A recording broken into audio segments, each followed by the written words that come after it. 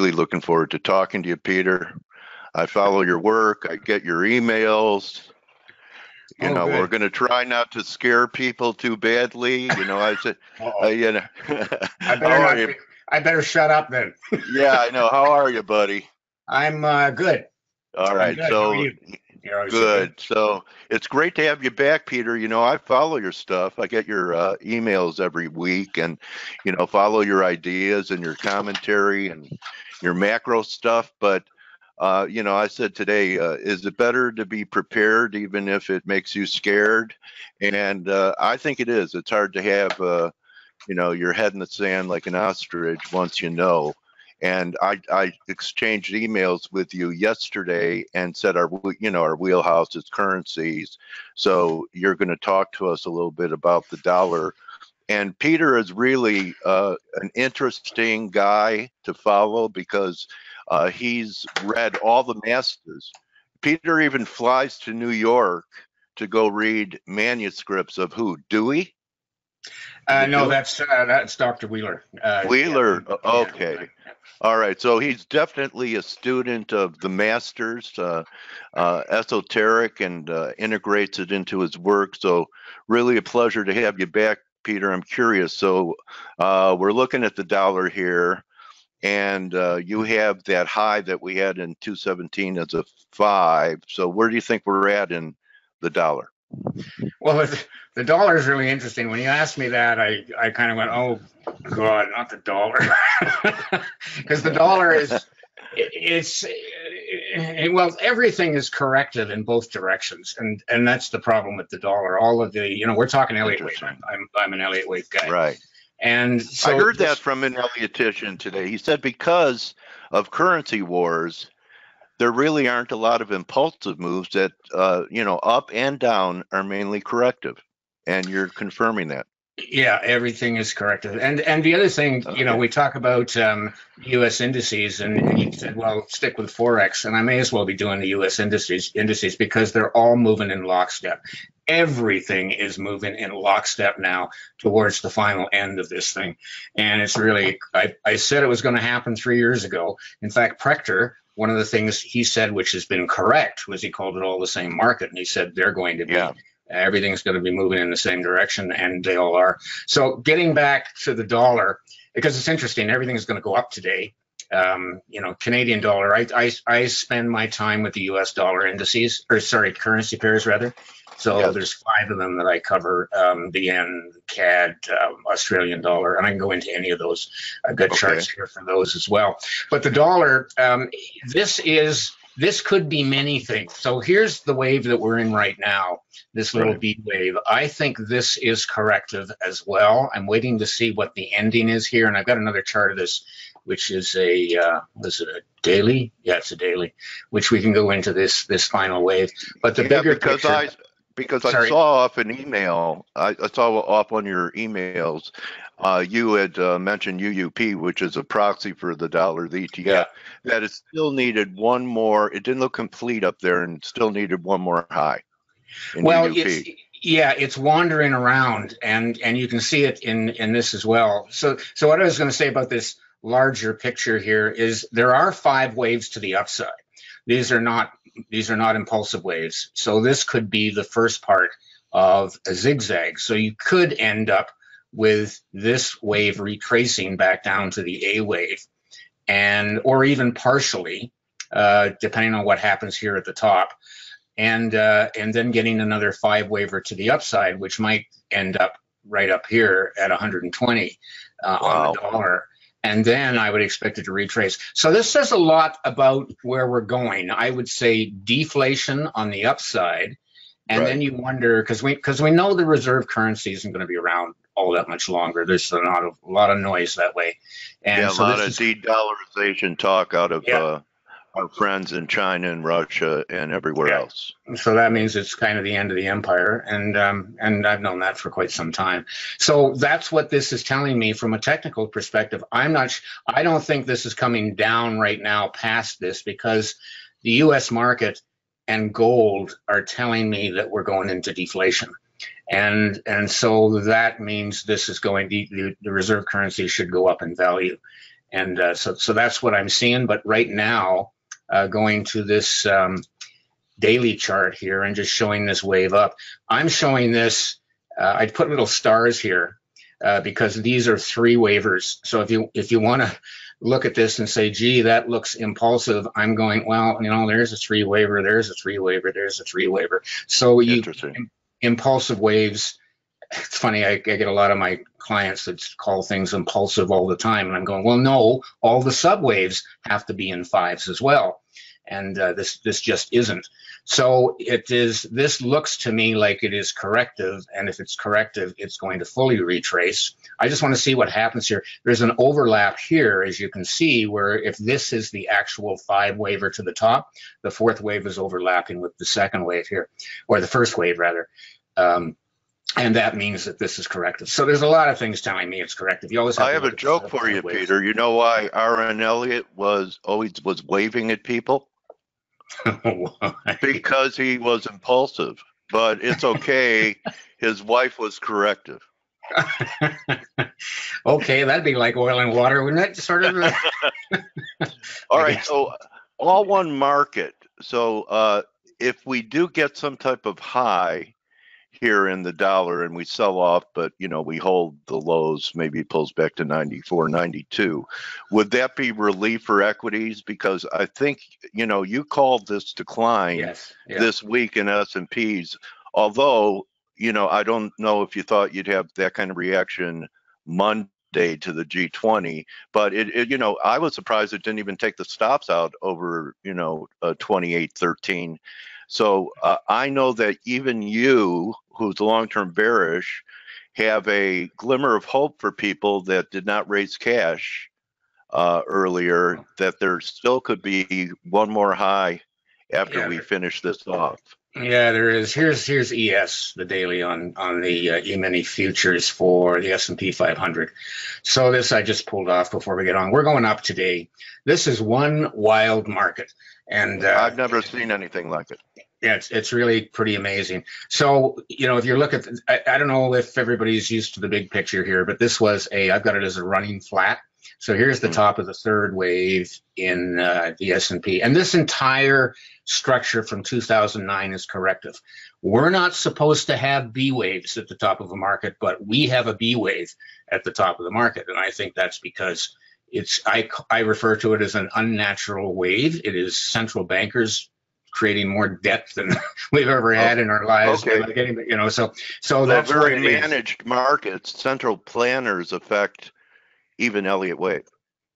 Yes, they do. But the other thing is that the NASDAQ side is impulsive. So the NASDAQ waves are impulsive, which is really what is fueling this market. Well, we know that by the things. But that's an impulsive set of waves, and so you can really see the difference. And that's why in the S&P 500 we have this humongous 4th wave, which is bigger than it should be. That really says, you know, corrective. But this is a running flat. It had a little 5 waiver here, and you always get in a running flat a 3 to the downside, which is what we had here. Then you get a 3 on the upside, and then you get a 5 waiver, which does not go to a new low. So that's a flat running flat. And and so then we had a little 3 waiver up, and then we had, this was really interesting, Dale. We had a zigzag to the downside, and right at the bottom of that zigzag, and this was on the Thanksgiving weekend, the Friday, we got another little wave down, and I went, uh-oh, that just screwed up this entire thing down. It made it a 3 because we had one extra wave. I can show you that. Yeah, I can show you that. I believe you. And then we went up in 5 waves here, but we did not make the high. We didn't make the previous high at 28.20. Yeah, I was shocked because, you know, I believe in stop hunts. I can't believe they didn't go for the stops over there. Well, we're going to make it. We're going to make it now. So we had this wave down here, and then we finished last night. We had that little announcement in Vancouver of that Chinese lady getting locked up. And so now we have major trade wars, and we had another dump here. If I go to the 60-minute chart, here's where you can see in ES, here's where you can see that wave that was that rogue wave that came down to a new low, because we had a zigzag down here, and then we had one extra wave, which made the whole thing corrective. Then we got a wave up to almost to 28.20. Now we've got a wave down here, and this wave as of this morning, here's this morning, we got a double bottom pretty well, not quite, but it's going to come down at the open. And this is a corrective wave to the downside. So it's interesting where it stopped, because now the A wave, the same length as the C wave, will take us to 2840. And I had that as another possible. It's funny how Elliott wave, how this market moves. What a great day to have you at a possible turning point for turning. Well, every day is. Yeah, how do you position? You know, that's a great. You know, I'm glad we touched on this. You know, I was playing bearish ETFs for a while up near the highs and everything, but I just have a hard time in a market like this holding a position. I don't know how you do it. You have to have ice water running through your veins, because or just walk away from the screen. Don't you think it's been very difficult to hold the position in it? It's very difficult. You have to be watching. Well, I mean, here we've got another turn after 3 days. So this will probably take us through, I would think, Monday, because it won't come down, as we know, on the weekend. But it will probably take us through Monday. And then we're going to come down. And Dale, this is the big one. I was going to say, this is going to scare. I've been saying now, and you've been reading my stuff, I've been saying, where's the fear? I want to see fear in this wave. So this wave is going to set up at about, this is an old number, 2840, I think we're going to top. And then we're going to come down in this final wave of the fourth wave, which is going to take us down below 2400. And I think clean out the February lows of early in the year. That's right. And it's got to do that, because all of my Fibonacci extensions just sort of say we got to be under 2400. And that'll give us the fear, and that'll finally give us a fifth wave to a new high, because this is a fourth wave, and both the S&P and the NASDAQ have to do a wave to a new high, and that would finish off the market. But it's going to be barely a new high, because this is a corrective wave. Okay, not 3,200, so like some Elliotticians are saying. Well, you could. I've got sort of 3,000 as the top, somewhere in there. I don't think it's going to get to 3,200. I'd be really surprised. But I know you do time stuff too, Peter. Is kind of the timing for the spring when the truce is over with China on the trade war? I don't know. Well, Elliott Wave doesn't do time. Yeah, that's right. It's terrible. But I've got a guy, Andy Pancioli, who I follow, who I use his cycle turns. Right. And so that gives me a sense of timing. I think we are going to come. I think this is going to bottom before Christmas down in here. That's how fast this wave is going to come down, I think. Because you can see what happened here. I mean, this was a big drop. And Mr. Market is going to make people sad before Christmas and panicked before Christmas. And not go to Target and Walmart because of that on Christmas. Yeah, I think we're going to, it's going to, retailers are going to be very unhappy this Christmas. You know, we can already start to see that. So this world is really falling apart pretty quickly. I mean, you know, I've been predicting this for a long time. And sure enough, this is what's happening. It's really pretty amazing to see. So people are looking for cover long term. You're a deflationist, so could I assume that this rally we're getting in gold that looks like, you know, short term it's about to break out right here, that it could just be a rally back to, say, 1280 or something like that and then fail again? Yeah, gold is, sorry, let me just find it here. Yeah, it's going to fail again. Gold, this is the daily chart on gold. So this is showing you the wave that we're in. This is a corrective wave to the upside here that we're in. And, oh, the Forex looks like got these things working again today. That would be nice. Yeah. PC 2000 has been out for like 3 days on the Forex feed. And that, oh, no, this is gold. Sorry, yeah. I have my gold Forex here. No, it's not fixed. But this is the gold daily. So here is, this is a corrective wave. I'm expecting a spike. I put a couple of, for my Fibonacci thing yesterday, I put a couple of possible levels here for this spike. And then it's got to come down, though, and do a bottom at the bottom here at either 1122, 24, somewhere in there, or around 1,000. And then it will turn around. The bigger picture, if you want a quick little shot of this, Here, that's a better chart. So this one is a weekly going back to, here's our top 2012, just to set this up. 5 waves down is our A wave here. Got it. And then we're in a B wave, which eventually will get up to about 1585. And I would say once the market tops, I think we're down at either 1122 or down here at a double bottom at the top of the US indices, which will be, beginning of the year, February maybe. And then we're going to spike up as the US market comes down, but then we have another C wave, which will take us down to about 700 eventually. So that's our deflation kicking in. Oh, wow. Okay, man. All right. So there are lots of trading opportunities before things really fall apart here. And in gold, and dollar, and the S&Ps, and the Forex. You look at, I've been looking at this one for the longest time, which is a US dollar yen. The weekly on that, and this one is it's in a little ending diagonal right now. My target is about 116, and then it should turn down and go to about 94.95, down to this 62% retrace level, which is about 94.95. So this will turn from about here, and that should be the 5th wave in the US indices.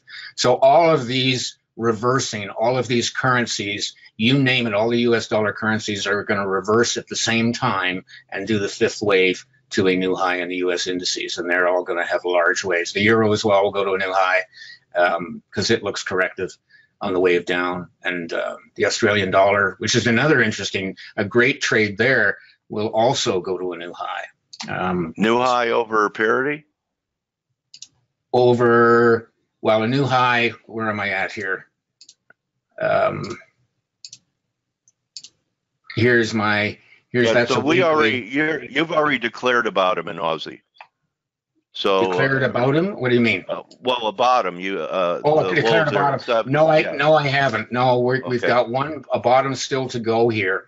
This wave turned out to be corrective. It looked like it had a wave up that was in 5 waves, and then it went and did a 7th wave. Okay. And I was saying, I think it's corrective, and sure enough, then it went and did a 7th wave and proved it. I'm looking at it low and then up. Okay. Well, looking at your stuff, to me, it implies that there's one more push up in the dollar, and maybe that's where equities go down to flush out all the lows, and then the dollar turns down and equities turn up for wave 5. Because you talk about that Proctor all one market. Am I reading your work correctly? Yeah, that's what I'm expecting. Okay. And I've been expecting that for a long time, like years, 2 or 3 years, and it's all kind of fallen into place. So, yep. A lot of people are picking up on what you talked about a long time ago, the cooling cycle, while we're talking about, and I have a question for you. If you believe in the cooling cycle, why are you in Canada? Why are you at the equator?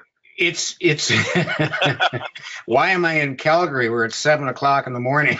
We have the same hours, 6:30. 6:20. I'm trading the market in Calgary. My goodness, I don't get any sleep. I know we got to go to another time zone, buddy. Yeah, if you believe Wheeler and the work that he's done, and now we're getting all these scientists coming out and saying, we're going into a Maunder minimum. We're really going into a dark ages, and that's what I keep saying. Historically, after this high, it's going to get colder and drier. You're seeing the forest fires. That's the dryness. It's going to get a lot worse.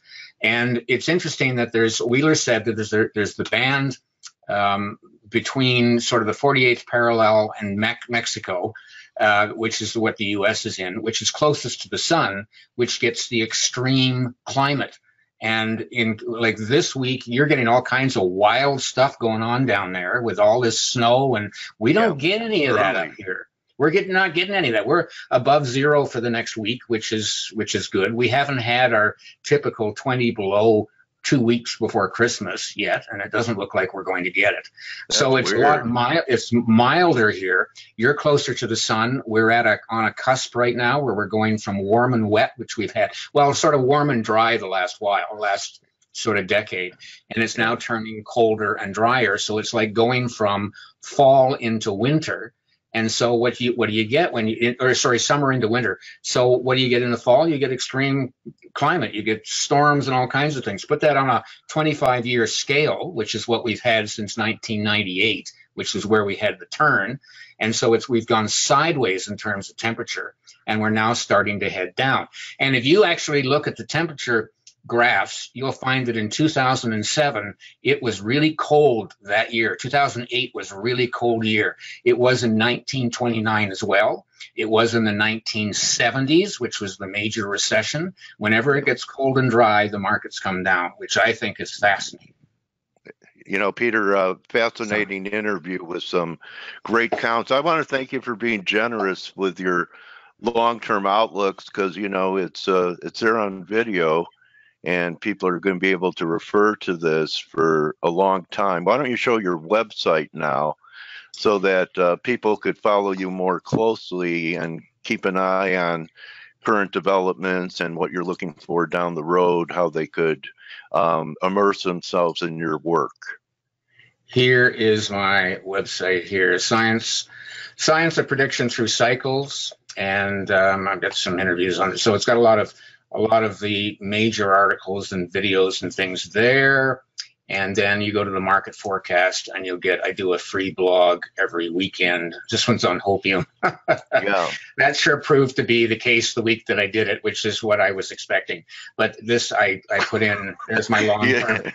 Yeah, you have some of those, I don't know, Percocets or something falling out of a bottle. Yeah, that's the hopium. Yeah, it feels good until it wears off. Right. which is exactly what happened. When do you do your chart show? On the weekends? I do it on a Wednesday at 5 o'clock EST. Yeah. Okay. EST. Okay.